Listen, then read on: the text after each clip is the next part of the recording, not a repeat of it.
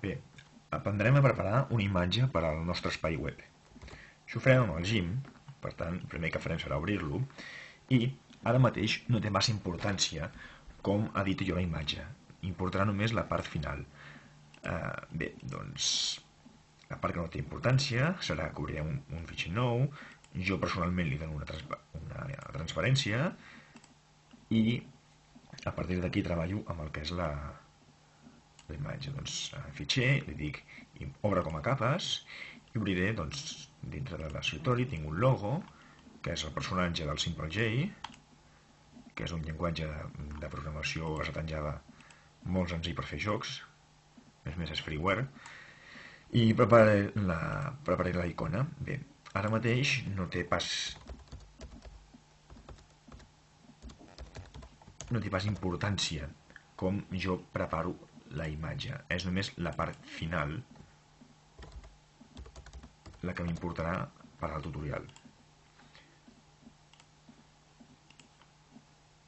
Jo el que faré ara serà una icona d'aquestes amb reflexe que queda també per a les pàgines web.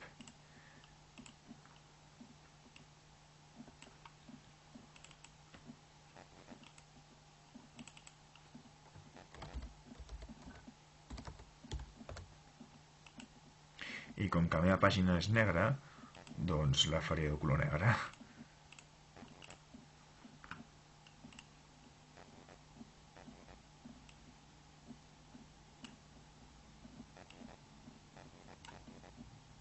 Bé, aquí tinc més o menys fet el meu nino. Doncs bé, ara les fusiono totes juntes. I bé, tinc aquí doncs, una imatge ja feta. Bé, què és important?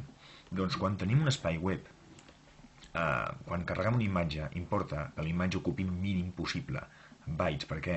Perquè d'aquesta manera es carregarà més ràpid. Ara mateix aquí tinc una imatge, m'interessa això d'aquí, però clar, m'ocupa molt d'espai. Què faré? Retallar la part que no serveixi. Una altra cosa important també és que, clar, a tenir en compte, si tenim moltes imatges que tenen la mateixa mesura, doncs el que podríem fer és donar una mesura similar. Això puc fer-ho bé amb l'eina selecció.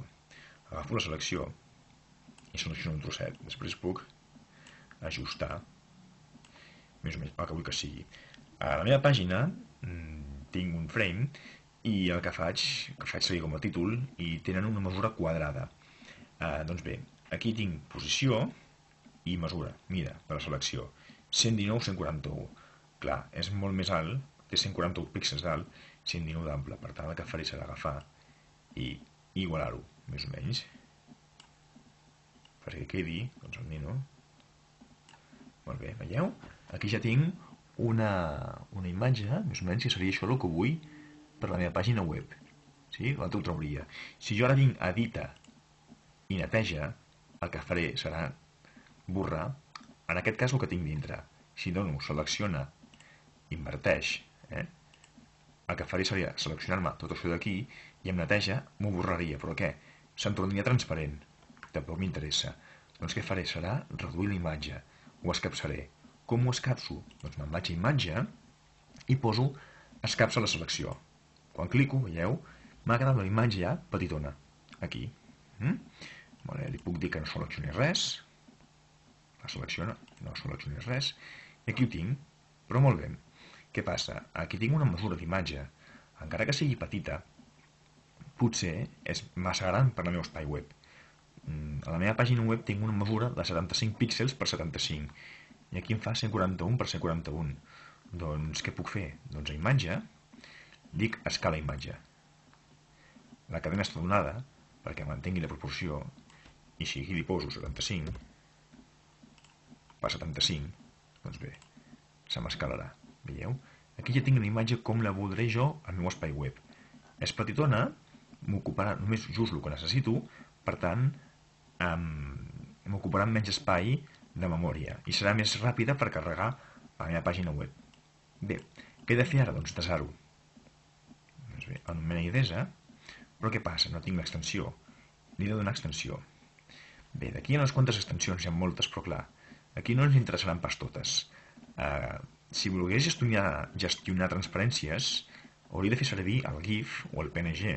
El PNG té més qualitat però ocupa molt d'espai en comparació amb el GIF. El GIF agafa molts menys colors, em sembla que són 256, però gestiona transparències i ocupa menys espai.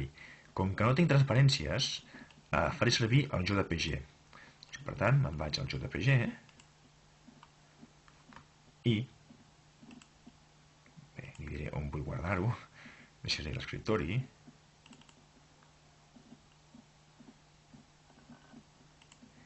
i li posaré el nom.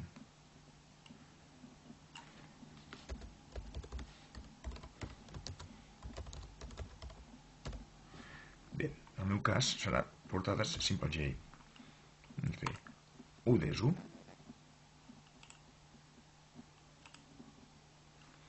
Doncs bé, si ens fixem ara, com hem desat, aquesta imatge ocuparà molt poquet. Tenim aquí portada Simple J.